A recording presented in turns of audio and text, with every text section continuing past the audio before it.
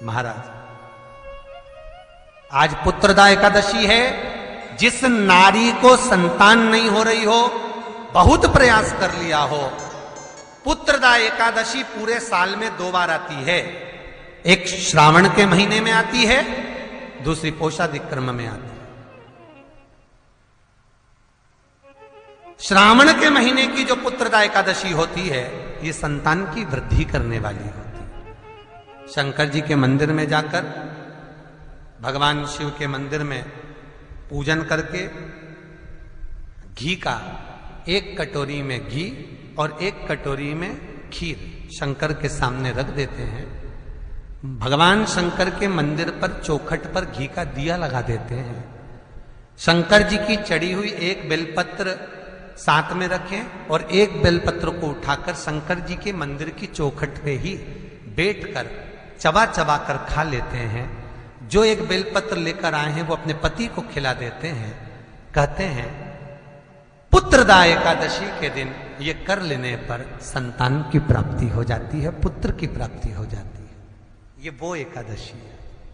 जिस नारी को संतान नहीं हो रही हो, बहुत प्रयास कर लिया हो, पुत्रदा एकादशी पूरे साल में 2 बार आती है। एक श्रावण के महीने में आती है, दूसरी पोषाधिक्रम में आती है। श्रावण के महीने की जो पुत्रदा एकादशी होती है, ये संतान की वृद्धि करने वाली होती है। शंकर जी के मंदिर में जाकर, भगवान शिव के मंदिर में पूजन करके घी का 1 कटोरी में घी और 1 कटोरी में खीर शंकर के सामने रख देते हैं। भगवान शंकर के मंदिर पर चौखट पर घी का दिया लगा देते हैं। शंकर जी की चढ़ी हुई 1 बेलपत्र साथ में रखें और 1 बेलपत्र को उठाकर शंकर जी के मंदिर की चौखट पे ही बैठकर चबा चबा कर खा लेते हैं। जो 1 बेलपत्र लेकर आए हैं वो अपने पति को खिला देते हैं। कहते हैं पुत्रदा एकादशी के दिन ये कर लेने पर संतान की प्राप्ति। शिव महापुराण की कथा कहती है, आप अगर विश्वास रखे हो,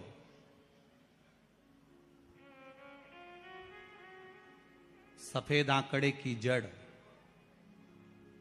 जिस नारी का संतान नहीं हो, गर्भ नहीं ठहरा हो, सफेद आंकड़े की जड़, जिस देव अधिदेव महादेव की कथा जिस तुम्बरुका जी ने श्रवण कराई है, शंकर भगवान जिनके सामने बैठकर शिव पुराण की कथा सुन रहे हैं, उन तुम्बरुका जी का नाम लेकर शिवलिंग पे से 21 बार घुमाकर मंदिर में ही कमर पर 7वें दिन रजस्वला धर्म के जो बांध लेता है और 1 पीपल का पत्ता अवधूतेश्वर महादेव का नाम लेकर शंकर पर चढ़ाकर उसको गाय के दूध में उकाल कर रात्रि को दोनों पति पत्नी अगर पीकर सोते हैं, 3 महीने में भगवान भोलेनाथ उसकी गोद भर देते हैं। ये शिव तत्व। शंकर देता जरूर है। माता अंजना के यहां स्वयं शिव महापुराण की कथा कहती है, स्वयं शास्त्र वर्णन करता है, माता अंजना माता के गर्भ से संतान नहीं हुई। 42 वर्ष की माता अंजना हो गई थी और 42 वर्ष की होने के बाद भी माता अंजना के गर्भ से संतान नहीं थी। जब संतान नहीं हुई तब बार बार निवेदन करा महाराज केसरी से, तब नहीं संतान हुई तब अपने पिता से जाकर निवेदन करा, पिताजी गौतम बाबा से निवेदन करती है माता अंजना कि मेरे गर्भ से संतान नहीं, मुझे औलाद नहीं, क्या करूं? तब गौतम बाबा ने कहा एक पार्थिव शिवलिंग का निर्माण करो, मिट्टी का शिवलिंग बनाओ, उसकी पूजन करो। और माता अंजना उस मिट्टी के शिवलिंग के पूजन में ऐसी लीन हो गई कि मिट्टी का शिवलिंग का निर्माण करती, पूजन करती। एक बार देवाधिदेव महादेव ने कह दिया, जाओ पार्वती जरा जाकर पूछो कि अंजना को चाहिए क्या, अंजना माता को चाहिए क्या। अच्छा, सारे देवताओं को सबसे ज्यादा टेंशन देवाधिदेव महादेव से रहता है, क्योंकि ये बिना सोचे बिना समझे किसको क्या दिया है कोई भरोसा ही नहीं होता।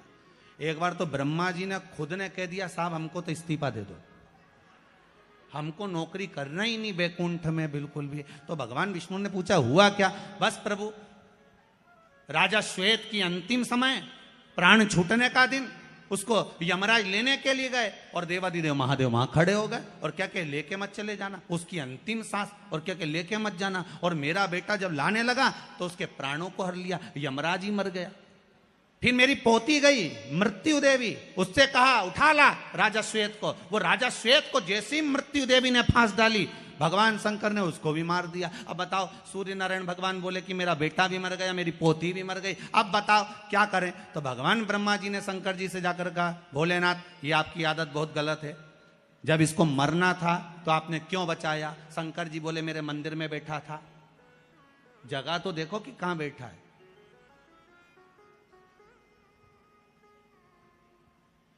ब्रह्मा जी ने भगवान विष्णु से कहा हमको ये काम नहीं करना, आप तो हमारा इस्तीफा स्वीकार करो। भगवान विष्णु ने शंकर जी से कहा भोलेनाथ जी अब इनके बेटे को, सूर्य नारायण के पुत्र को और पोती को जीवित करो। शंकर भगवान करे एक शर्त पर जीवित करूंगा, जहां मेरा भजन हो रहा हो, जहां मेरी कथा हो रही हो, अगर कोई महामृत्युंजय मंत्र का जाप कर रहा हो, श्री शिवाय नमस्तुभ्यम जप रहा हो, शंकर का पंचाक्षर मंत्र नमः शिवाय जप रहा हो, शंकर जी कहते हैं उस समय पर मृत्यु उसको ना घेरे। तो इतने में सूर्य नारायण भगवान कहते हैं शपथ लेता हूं, संकल्प लेता हूं, जहां आपका नाम होगा, अगर पृथ्वी पर कोई मरने का भी समय आ गया तो पहले आपसे पूछा जाएगा उठा ले, तुम बोलोगे तो बात दूसरी है। शंकर जी बोले हम बताएंगे तो उठाना, हम बोल दें अगर ये शंकर जी का नाम जप रही है और पड़ोसन नी जप रही है तो हम इशारा कर देंगे बाजू वाली को उठा लो। तुम टेंशन मत ले रहो, तुम तो शिव जपो। अब क्या सोचना, अब सोचो क्या, इसलिए शिव का धीमा बजाओ भोलानाथ डमरू। एक बात का और स्मरण रहे, खाने के लिए जो बेलपत्र हम जी जी भगवान हम जो बेलपत्र खाते हैं भगवान शंकर पर चढ़ी हुई, वो 3 की बनी हुई, एक बेलपत्र वाली नहीं खाना। कई बेलपत्र आपने देखा होगा कि 3 की एक वाली भी रहती है, कि वो तीनों एक जैसी रहती है, इस तरह से दिखने लगती है। वो देखिए आप लोगों ने, 3 की एक दिखती है, वैसी नहीं। बेलपत्र जो 3 पत्ते की होती है, फिर अच्छे से समझ लेना, जो 3 पत्ते की बेलपत्र होती है, उसी बेलपत्र को शिवजी पर चढ़ाकर उसी बेलपत्र का सेवन करना चाहिए। और एक बात और अच्छे से समझ लो, अगर बेलपत्र खाने से मुख में छार आ रहा हो, जीवान क्षारित हो रही हो, या छाले पड़ रहे हो, किसी किसी को सहन हो पाता है, नहीं हो पाता, तो हफ्ते में 2 हफ्ते में एक बार पा सकते हो। वो भी हो तो बेलपत्र को सुखाकर या बेलपत्र की गोली बनाकर पानी से निगल भी सकते हैं, पर उसका जो प्रयोग है, उसका जो आनंद है, वो आनंद ही देगा, उसका फल मिलेगा। आज भी शिव महापुराण की कथा कहती है, जिसके शरीर में काया का रोग हो जाता है, सोराइसिस जैसी बीमारी हो जाती है, खाल निकलने लगती है, चेहरे पर कालापन आ जाता है, आंखों के नीचे कालापन आ जाता है, या शरीर में काले काले धब्बे पूरे शरीर में कहीं पर भी पड़ जाएं, डॉक्टर का इलाज करवाओ, डॉक्टर को शिव मानो, जो दवाइयां दे वो खाओ, जांचें करने की बोले जांचें कराओ, पर साथ में एक काम और करो, शंकर भगवान को 5 बेलपत्र 5 दुर्वा समर्पित कर कर एक ही लोटे से 5 बार थोड़ा थोड़ा जल सुंदरेश्वर महादेव के नाम से चढ़ाओ। कौन से महादेव? सुंदरेश्वर महादेव। जो जल चढ़ाया है उस जल को कटोरी में झेल कर लेकर आओ, 5 दुर्वा में से एक दुर्वा एक बेलपत्र उठाकर ले आओ, बेलपत्री को सुबह के समय खा लो, दुर्वा को प्रदोष काल में खा लो, और वो पानी को पूरे शरीर पर 5 बार लगाना चालू कर दो। शरीर में कितना भी अगर कालापन आ रहा होगा, छट्टे पड़े होंगे, सोराइसिस जैसी बीमारी भी होगी, तो लगभग 1.5 महीने के अंदर पूरा काया ठीक होना प्रारंभ हो जाएगी। सुंदरेश्वर महादेव का इतना महत्व, इतना महत्व। कौन से महादेव? सुंदरेश्वर महादेव। शिव का प्रतिबिंब स्वरूप देखा मीनाक्षी ने, शंकर भगवान का स्वरूप देखा, राजा मलय ध्वज को मालूम पड़ा, और राजा मलय ध्वज ने हाथ जोड़कर सुंदरेश्वर महादेव के साथ में मीनाक्षी देवी का मंगल विवाह कर दिया।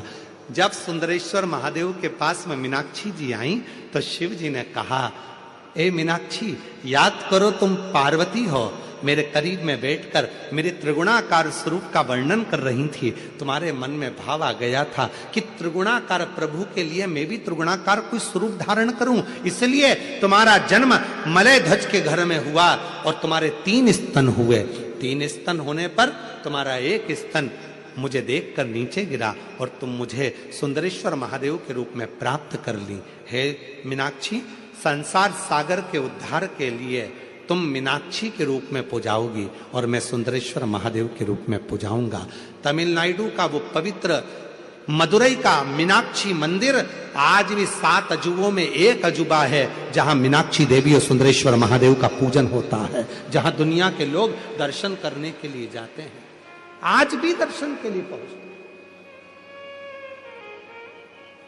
शिव का वो स्वरूप, मीनाक्षी देवी का वो स्वरूप, लोग जाते जरूर हैं। कहां गए थे? मदुरई गए थे। कहां गए थे? तमिलनाडु में मदुरई में मीनाक्षी मंदिर गए थे दर्शन करने का। इतना बड़ा मंदिर, 7 अजूबों में एक मंदिर। कभी मदुरई के उस मीनाक्षी मंदिर का इतिहास थोड़ा तो स्मरण में लाओ कि आखिर मीनाक्षी देवी थी कौन, सुंदरेश्वर महादेव थे कौन, क्यों प्रकट हुए, क्या कारण बन गया था कि माता मीनाक्षी के 3 स्तन हो गए थे, कारण क्या बन गया था, उसका स्मरण अपनी बुद्धि में होना चाहिए। आने वाली पीढ़ी, आने वाले बच्चे जब मदुरई जाएंगे तो आप उनको बता सकती हो कि यह मीनाक्षी देवी का मंदिर है, जो मां पार्वती का स्वरूप था, त्रिगुणाकार प्रभु के लिए त्रिगुण स्वरूप धारण करा था, इसलिए इनके 3 स्तन हो गए थे। बच्चे पूछेंगे, मम्मी ये कौन सी माता है जिनके 3 स्तनों का दर्शन होता है? बताना पड़ेगा आपको कि त्रिगुणाकार प्रभु के लिए त्रिगुणाकार स्वरूप धारण करने वाली वो मां मीनाक्षी थी, वो माता मीनाक्षी का स्वरूप त्रिगुणाकार प्रभु के लिए। मेरी जीजियों, कभी कभी जिस व्यक्ति के शरीर का ताप नहीं उतर रहा, ताप मतलब बुखार, बुखार उतर ही नहीं रहा, डॉक्टर अपना काम कर रहे हैं, उनको करने दो, क्योंकि डॉक्टर शिव का रूप है। डॉक्टर दवाइयां दे रहे हैं, देने दो, डॉक्टर शंकर का रूप है। वो जांच का बोले जांच कराओ, दवाई का बोले दवाई खाओ, सब कुछ करो। उसके बाद भी अगर आधी रात को कोई डॉक्टर नहीं मिल रहा है और बहुत तेज बुखार शरीर में चढ़ गया है, बहुत तेज बुखार चढ़ गया, बहुत तेज। महाराज, एक यदि बहुत तेज बुखार चढ़ गया है और उतर ही नहीं रहा और उस समय पर कोई अपने दवाई भी दे दी, सब कुछ कर लिया, पर फिर भी वो बुखार उतरने को तैयार नहीं, तो अपने ही घर में जो भी शंकर का शिवलिंग हो, जो भी शिवलिंग, उसको तुरंत एक पात्र में रख लीजिए और हाथ में 2 कटोरी में या 2 पात्र में जल ले लीजिए और भगवान शंकर का नटराज रूप का दर्शन करिए। अपनी बुद्धि में नटराज भगवान का स्मरण करो कि जो चारों तरफ नटराज जी के अग्नि है, चारों तरफ। आप लोगों ने नटराज मूर्ति का दर्शन करा है कि नहीं करा? किस किस ने करा है, जरा बोलो। सबने करा है ना? नटराज भगवान के नत्य की मूर्ति में चारों तरफ अग्नि का गोला है, चारों तरफ।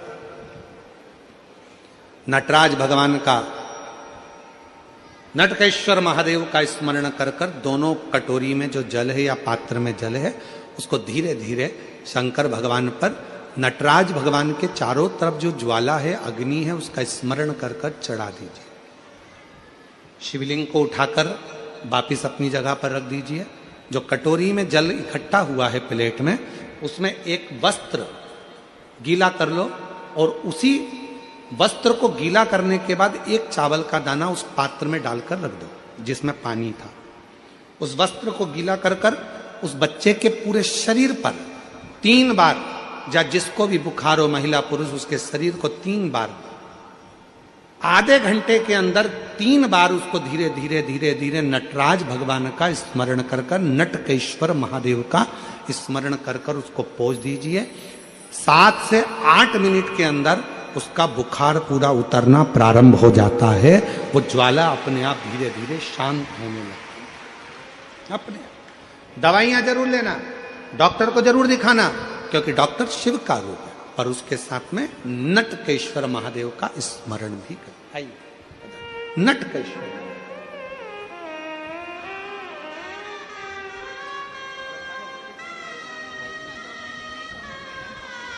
गठान हो गई थी गले में और डॉक्टर की दवाइयां बहुत समय से ले रही थी पर आराम नहीं लगा। जांच भी कराई दूसरी भी।